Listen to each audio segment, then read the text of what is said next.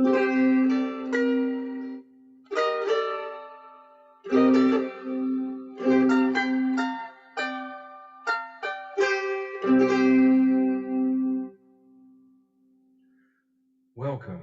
to this special information dissemination broadcast from the Aumbonda New Earth Ashram for Compassion and Strength. And today, the topic is Heka, ancient Egyptian magic, or could equally be termed ancient knowledge of quantum physics, as it is known in today's modern parlance. Dear esteemed, most honorable and noble viewer, ancient Egyptian magic, or quantum physics, was known as Heka, H-E-K-A. Ka is the operative phonetic particle within that word, Ka, which is a component phonetic in the Merkaba technologies of the light body, as you may well know. Ancient Egyptian magic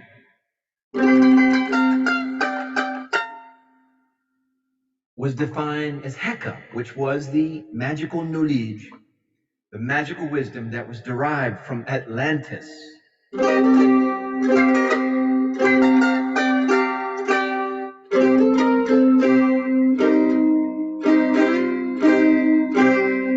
Atlantis, and in ancient Egypt, the practice of magic, or the knowledge of quantum physics, was both connected to the heart,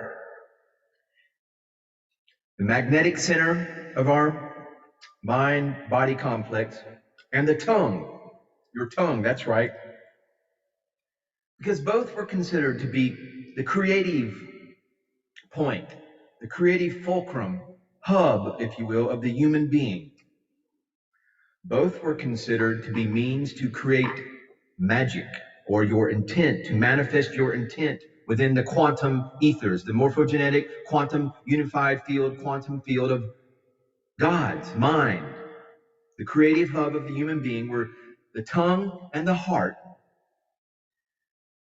which were hubs to create magic, because the heart was seen as the seed, the doorway, the gate of the ancient, of one's soul. The heart was seen as the seed of one's personality, of one's thoughts, of one's feelings.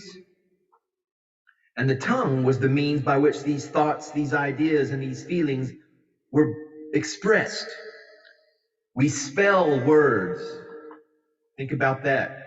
Words, sounds.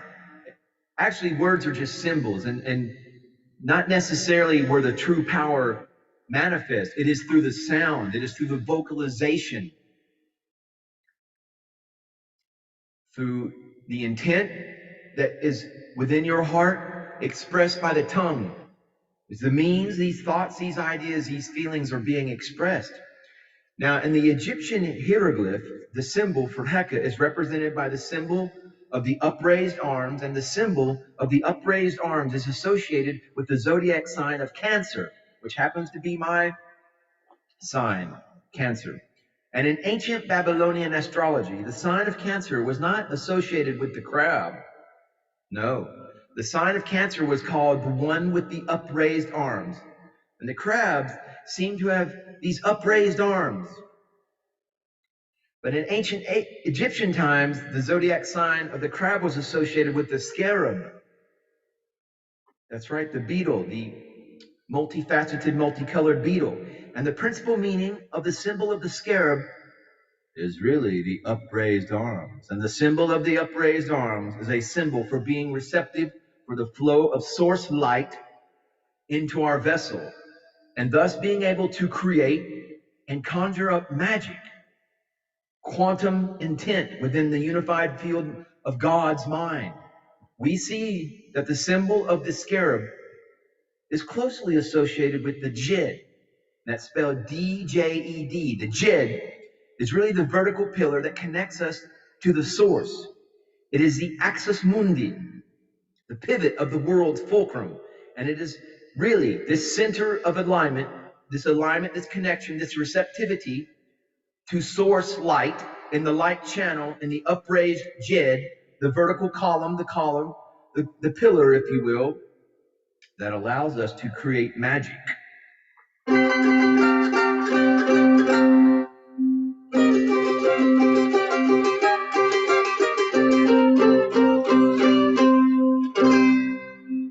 To create magic.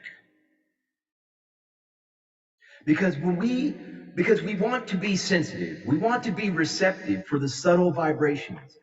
And the symbol of the upraised arms is really symbolizing this receptivity, this sensitivity to the vibrations of the ethers, of the quantum unified field of the mind of God, this receptivity to the light of source.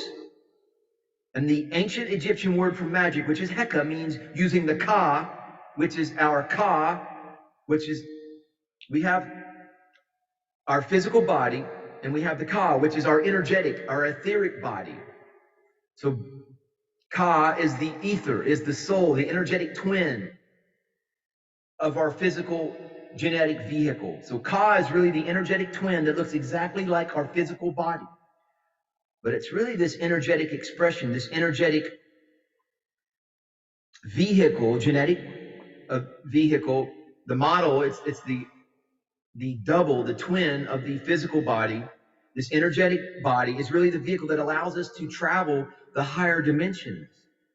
So whenever we are in a dream state, whenever we are traveling the astral realms, the fourth dimension, we are not traveling with our physical body. We are not traveling with our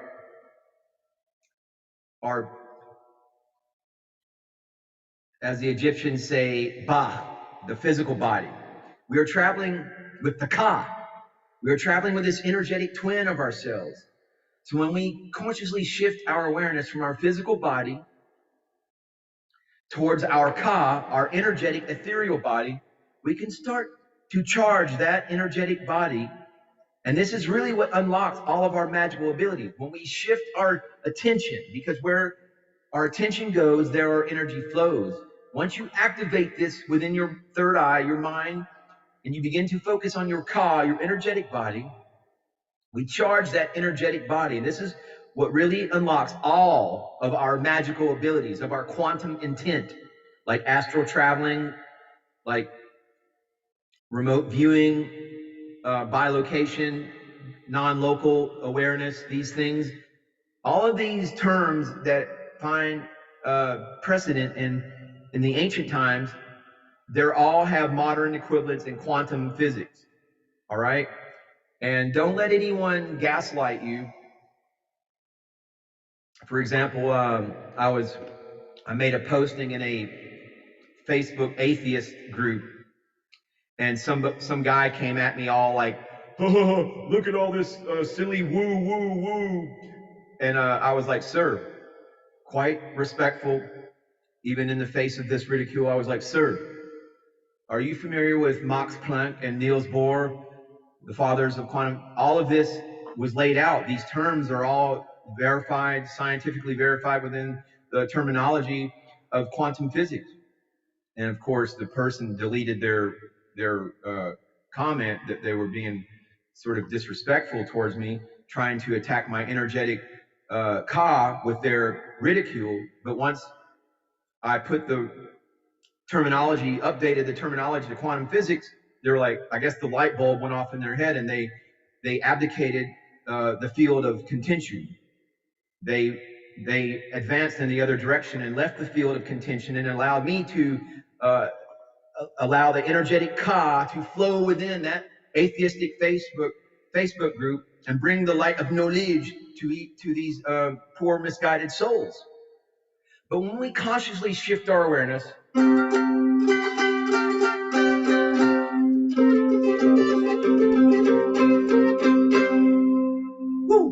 right, so when we consciously shift our awareness to our energetic body, our ka, we unlock everything. This is verifiable.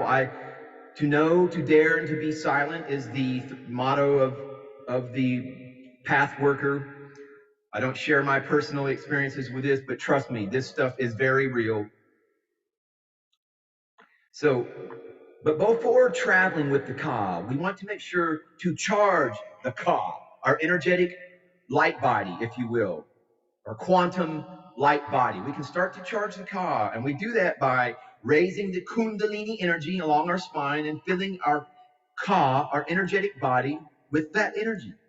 So we are really charging our Ka with life force energy, with radionics, with orgone, with vril, with chi, prana, ki, mana in the Hawaiian tradition. But we raise the Kundalini energy. We thus raise our metahuman status along our spine, which is a representation of the Jed, the representation of this vertical pillar, of this vertical eternal source light that is flowing into our light vessel. So we have to think of the Jed like being this antenna, this receptor for the light of consciousness. It is really the connection to the ethers, to the quantum ethers, the unified morphogenetic field, quantity, unified field, quantity, law of one, the mind, the unified field of consciousness, that is the mind of source light that is flowing into our light vessel through the Jed column. So we have to think of the Jed like being the antenna, this receptor for the light of consciousness. It is really the connection to the ethers, the connection to source.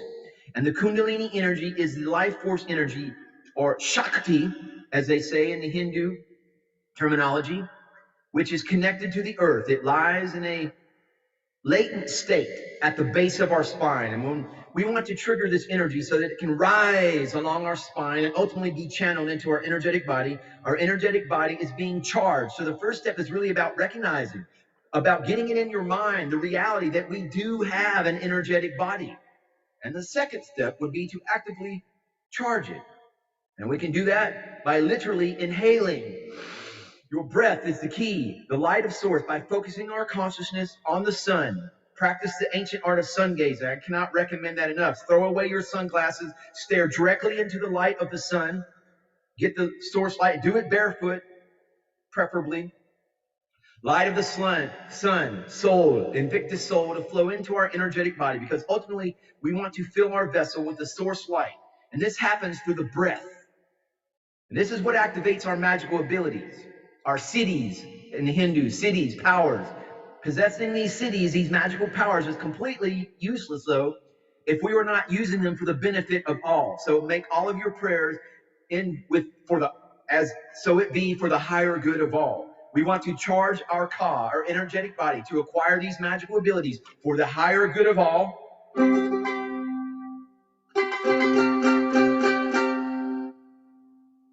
For the higher good of all.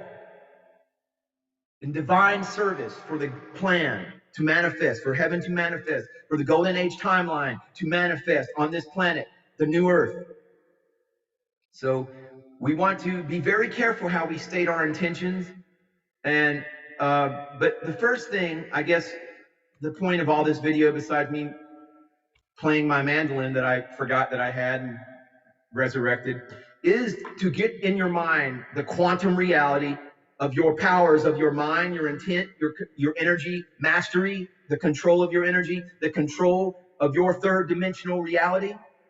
You have the power. It's not in your little smartphone. It's not in your metaverse. It's not in any of that, satellite links, neural implants. You were already designed with all that. Trust me. Explore. Hit the subscribe button, and I'm gonna roll out with just a little bit of a mandolin improvisation to activate the energetic Ka facets of all of our divine anatomy. Female, male, baby, robot.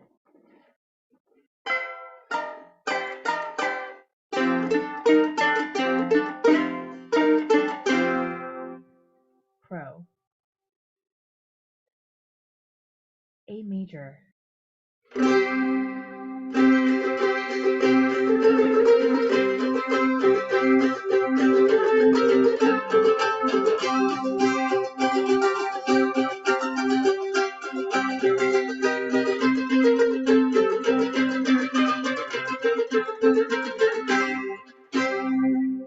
All right. Namaste. Namaskaram. Pro.